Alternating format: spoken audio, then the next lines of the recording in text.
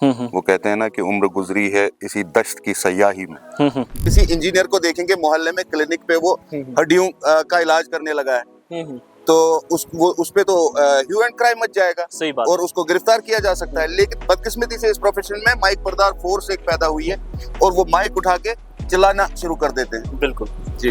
In France के एक philosopher और साइंटिस्ट रेने डेकार्ट ने कहा था कि change is the only constant, यानी अगर किसी चीज को दवाम है तो वो तब्दीली है। इसका मतलब ये है कि तब्दीली से कभी घबराना नहीं चाहिए। ये कि जो यहाँ से उठ के कोई डिमांड गई है जी। ये on the floor of the parliament, ये खुद होम मिनिस्टर और प्राइम मिनिस्टर ने ऑन रिकॉर्ड कहा है कि स्टेटहुड एक अप्रोप्रिएट टाइम पे दिया जाएगा। लेकिन वो अप्रोप्रिएट टाइम कब आएगा, क्या वो आ चुका है, वो कहने की जिम्मेदारी यहाँ की मकामी हुकूमत को है। जी।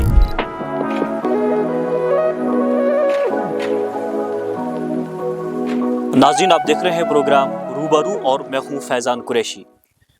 आज हमारे साथ जो मेहमान शरीक गुफ्तगू है वो है जुआ कश्मीर से ताल्लुक़ रखने वाले मशहूर व मारूफ सहाफ़ी, मंजे हुए तज़िया निगार, मुबस्सिर और आलमना बसीरत रखने वाले अदीब रियाज़ मसरूर साहब, जो BBC के नामा निगार भी है। आज हम इनसे सहाफ़त, सियासत और अदब के हवाले से जानने की कोशिश करेंगे। रियाज़ साहब, रूबरू के आज के शुमारे में आपका खैर मकदम है। बहुत शुक्रिया फैज़ान। रियाज़ साहब, सहाफ़त, सियासत और अदब, इन चीज़ों पर जानने से पहले मैं आपके ज़िंदगी के सफ़र के बारे में जानना चाहूँगा, जो यकीनन और लाजमन इवेंटफुल रहा होगा। कश्मीर से BBC लंदन तक रियाज़ साहब ने क्या क्या देखा और इस दौरान आपको किन किन नशे व फराज से गुजरना पड़ा, मुख्तसरन कुछ खास गोशों पर रोशनी डालें ताकि आपकी शख्सियत की एक वाजिया पिक्चर, वाजिया तस्वीर हमारे सामने आ जाए। जी देखिए, मैं आम सहाफ़ियों की तरह एक सहाफ़ी हूँ, तो मैं अपने ऊपर शख्सियत का लाहिका लगाने में एहतियात बरतता हूँ जी। क्योंकि मैंने ऐसा कोई बड़ा कारनामा नहीं किया है, अलबत्ता सहाफ़त की है। वो कहते हैं ना कि उम्र गुजरी है इसी दश्त की सयाही में। तो 30 साल से मैं सहाफ़त में हूँ, तो इस दौरान बहुत कुछ उतार चढ़ाव हुए। इब्तिदाई तालीम मेरी आम इंसानों की तरह एक स्कूल में हुई जी, सरकारी स्कूल में, और उसके बाद कॉलेज और यूनिवर्सिटी लेवल तक जो भी तालीमी मसरूफियात थी वो भी कश्मीर में ही रही। बाद में जब मैंने सहाफ़त में कदम रखा तो तरह तरह के स्किल डेवलपमेंट कोर्सेज वो करने पड़ते हैं, इंसान को मजबूरियाँ होती हैं, उसमें कोई कारनामा वगैरह शामिल नहीं है। अलबत्ता एक बात बताऊंगा मैं आपको, अक्सर मुझे लोग पूछते हैं कि क्या आप सहाफ़त की तरफ कैसे राग़िब हुए। कोई ऐसी आग नहीं जल रही थी मेरे सीने में, न कोई शौक़ था, ये एक खूबसूरत हादसा था। खूबसूरत हादसा। जी। एक्चुअली जब मैं 12th क्लियर किया मैंने, तो हमारे तबके में अक्सर जब बच्चा बालिग हो जाता है तो उसको कहते हैं कि भाई अब कोई काम धंधा भी शुरू करो, पढ़ाई लिखाई तो ठीक है। सही बात है। तो उस चक्कर में मैंने एक दिन एक अखबार देखा नाई की दुकान पर। जी। उस अखबार का नाम है असफ़ा न्यूज़। असफ़ा, जी। बिल्कुल। तो उसमें फ्रंट पेज पे लिखा था सब एडिटर की ज़रूरत। सब एडिटर, ये बगैर जाने बूझे कि सब एडिटर होता क्या है, सहाफ़त क्या होती है, अभी तो मैं रिपोर्टर भी नहीं था। तो मैं मुंह उठा के चल दिया वहाँ ऑफिस में। कई तरह के लोग वहाँ थे, सीनियर जो आज अपने अपने अखबारों के एडिटर हैं। तो उन्होंने मेरा इंटरव्यू लिया और मुझे कहा एक रिपोर्ट बनाइए। जब मैंने बनाई तो वो इत्तेफाकन और उससे उसको कहेंगे द किक ऑफ लक, तो उनको वो पसंद आ गई और उन्होंने मुझे सब एडिटर रखा। इससे पहले अखबारात में लिखते थे या नहीं? नहीं लिखता था। लेकिन जब मैंने नौकरी शुरू की तो उसके चीफ एडिटर ने कहा कि भाई अब रिपोर्ट भी किया करो, फील्ड में भी जाओ। जी जी। तो इस तरह से ये सफ़र शुरू हुआ और सहाफ़त में ही मेरी तालीम फिर मुकम्मल हुई। जी। आपने अपनी सहाफ़त का आगाज़ उर्दू सहाफ़त से किया? जी, उर्दू सहाफ़त से किया। जी। जी रियाज़ साहब, मैं आपसे ये जानना चाहूँगा कि आप एक तजुर्बाकार सहाफ़ी है और आपका प्लस पॉइंट ये है कि आप एक सुलझे हुए अदीब भी है, जिसकी वजह से आप उर्दू ज़ुबान के जो असरार और रमूज़ है, उर्दू ज़ुबान की जो नज़ाकतें हैं उनको आप बखूबी जानते हैं। और एक वक़्त था जब जुआ कश्मीर में उर्दू सहाफ़त का दबदबा था, लेकिन अब कुछ लोगों का कहना है कि उर्दू सहाफ़त यहाँ पर अब रूबा ज़वाल है। क्या आप मानते हैं ये सही है या इसकी क्या वजह है? बिल्कुल नहीं मानता हूँ। मैं हर जगह ये बोलता हूँ कि वैसे तो मैं इस चीज का कायल ही नहीं हूँ कि सहाफत को उर्दू सहाफत, हिंदी सहाफत, अंग्रेजी सहाफत किया जाए। जी सहाफत सहाफत होती है, जबान तो एक जरिया है जी जिसके जरिए से आप सहाफती इजहार करते हैं। तो उर्दू सहाफत मुझे लगता है एक क्लीशे टर्म है, इसे नहीं कहना चाहिए।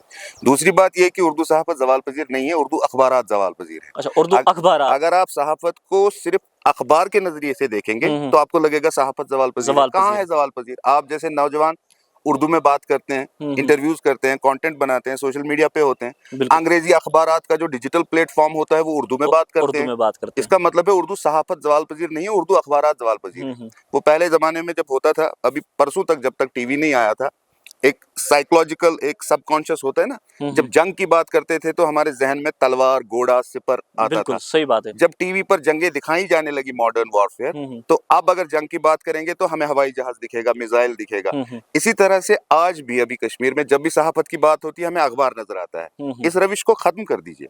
अखबारात का दौर चला गया, उनका रोल भी खत्म हो गया। सही बात अब डिजिटल सहाफत का जमाना है और उर्दू सहाफत का एक ताबनाक और शानदार मुस्तकबिल में देख रहा हूँ।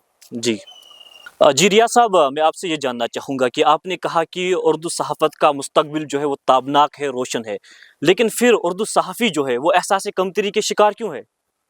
जी देखें, जो सहाफती प्रैक्टिसेस है ना, जी जो भी लोग यहाँ उर्दू अखबारात के साथ वाबस्ता हुए, माजरत के साथ कहना पड़ता है, माजरत के साथ, जी जी उनमें से अक्सरियत ऐसे नौजवानों की है जिनको लगा कि मुझे उर्दू में मुरासला बनाना है बस, ना मुझे अंग्रेजी के साथ कोई वास्ता है, ना किताब पढ़ने के साथ कोई जी जी वास्ता है। उन्होंने कभी अंग्रेजी जबान पे मेहनत ही नहीं की, क्योंकि सारा रिसोर्स मटेरियल, जो रॉ मटेरियल है जिससे आप खबर बनाते हैं, जी जी उसका 95% तो अंग्रेजी में है।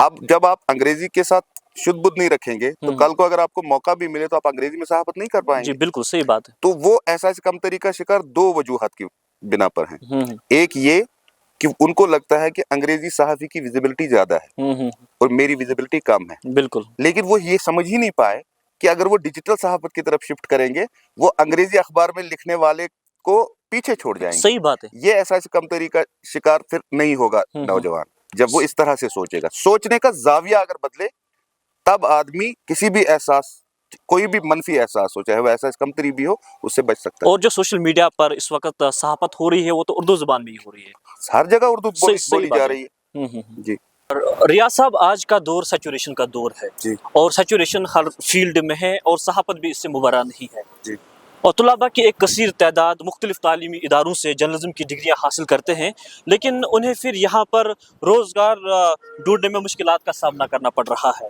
और यहाँ की लोकल इंडस्ट्री जो है, मीडिया इंडस्ट्री, वो भी ज़वाल पजीर होती जा रही है। उस तरह से सरकारी एड्स और जो प्राइवेट एड्स है अखबारात को नहीं मिलते हैं जिस तरह से मिला करते थे पहले। तो मैं आपसे ये जानना चाहूँगा, मीडिया प्रोफेशनल्स के पास क्या ऑप्शंस है, क्या एवेन्यूज़ है और वो क्या करे इस सूरत हाल में? जी देखिए, मैंने पहले भी कहा इंडस्ट्री जवाल पजीर नहीं होती है। इंडस्ट्री का मीन्स ऑफ प्रोडक्शन बदल जाता है, जी जी स्टाइल बदल जाता है।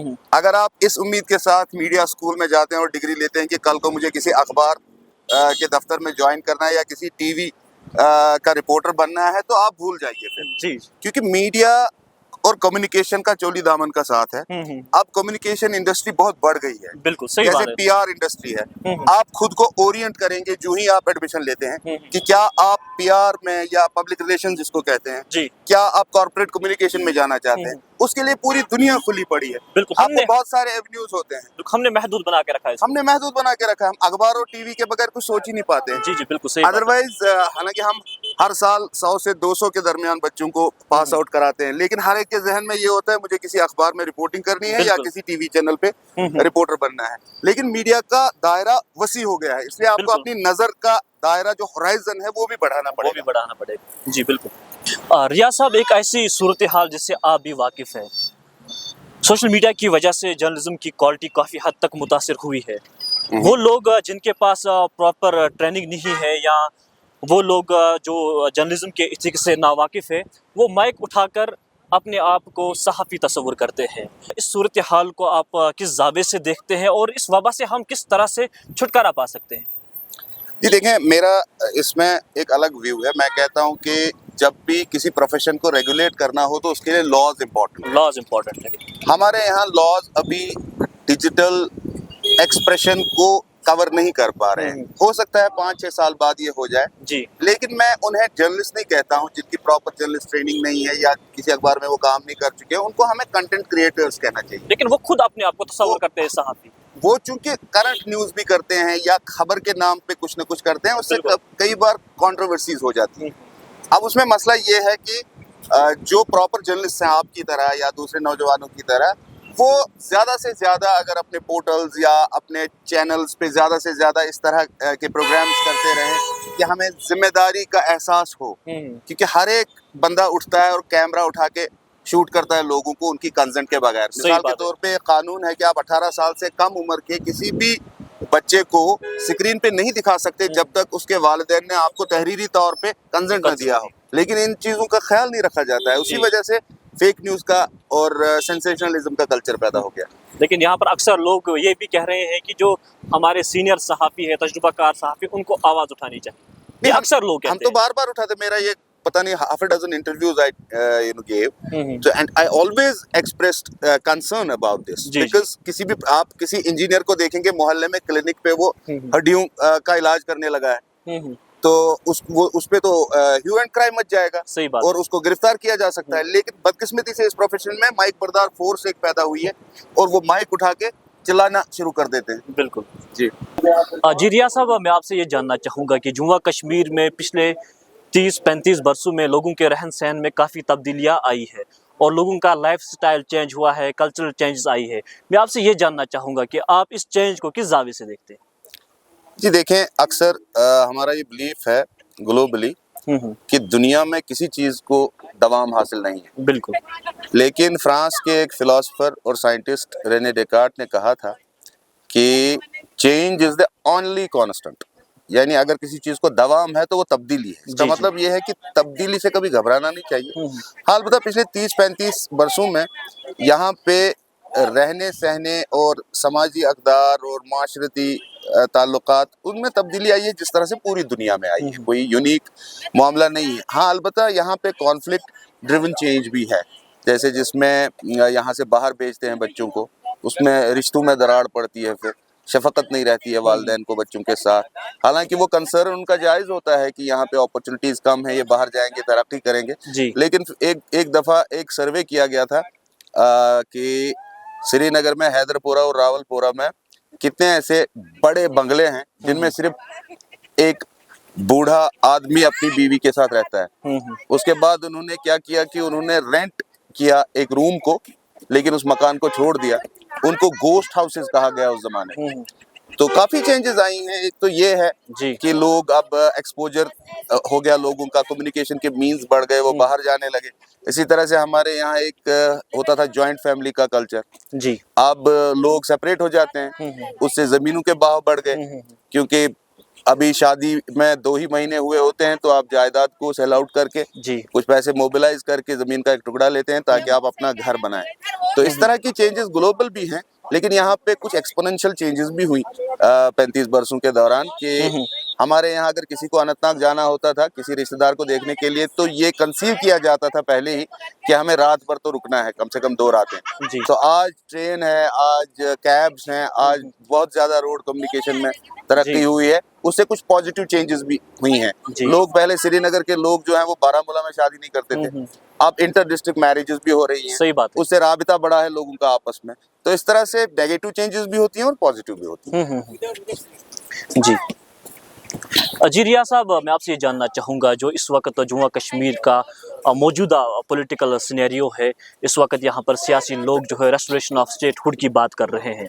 सियासी मामलात और सियासी दावपेच पर गहरी नज़र रखने वाले सहाफ़ी होने की हैसियत से मैं आपसे ये जानना चाहूँगा, आप इस उम्मीद को कितना और कब तक पुर होता हुआ देख रहे हैं? जी देखें, ये कोई ना, तो मैं ये कहूँगा कि ये कोई ऐसा काम है कि अलादीन का चिराग आपके हाथ में है, आपने उसको रब किया और उससे चीज़ें हो गई। जी जी। तो चीज़ें अपने वक्त पे होती हैं। अलबत्ता मामला ये है कि आप एसर्ट कितना करते हैं, आप कैसे मांगते हैं, आप किस तरह से उसको परस्यू करते हैं, कितना फॉलो करते हैं, वो उस पर डिपेंड होता है।